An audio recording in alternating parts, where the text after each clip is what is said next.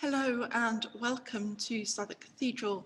Today we're going to be finding out a little bit about the cathedral's history and its connection to St Thomas's Hospital. This cathedral hasn't always been a cathedral. It's been a cathedral for just over 100 years, but there's been a place of worship here for more than 1,000 years. For some of that time, it was a priory.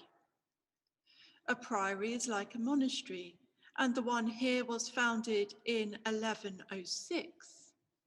The community of men who lived in the priory were called canons, and canons are like monks.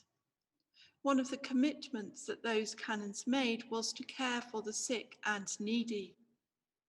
To fulfill that commitment, they created a hospital next to the church, and they named it St Thomas's Hospital. The priory eventually closed in 1539 when Henry VIII was king. The hospital didn't close though.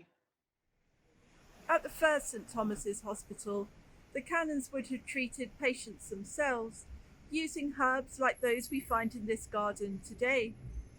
Of course, at St Thomas's now, patients are treated by nurses and doctors using modern medicine. Since the priory closed, St Thomas's has moved a number of times. Many of the old buildings are gone, apart from St Thomas's Church and the old operating theatre, one of the oldest left, just a few streets away from the cathedral. Now we're stood outside St Thomas's as it is today, just by Westminster Bridge, on the other side of the river to the Houses of Parliament. Nobody from the cathedral treats patients medically anymore, but we still have a link with St Thomas's. At the moment, one of our priests is volunteering as a chaplain, offering support to the hospital staff and to patients and their families, which is something that's really important, especially at the moment during the COVID-19 pandemic. Hello, my name's Michael and I'm one of the clergy at Southwark Cathedral. During the pandemic, I've been a volunteer chaplain at St Thomas's Hospital. I spend Friday afternoons visiting patients on the wards. No visitors are allowed at the moment because of COVID-19, so the patients can get lonely and feel a bit isolated. I chat with them and will pray with them if they'd like. I can also help them to have a video call with their relatives. On another day, I go to the staff wellbeing centre where medical and other staff can have a break from their stressful work.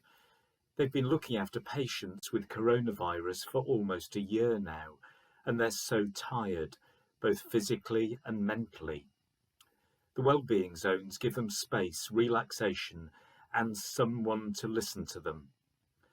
I really enjoy my work volunteering at St Thomas's, as it gives me a chance to spend time with people and hopefully to make their lives a little easier.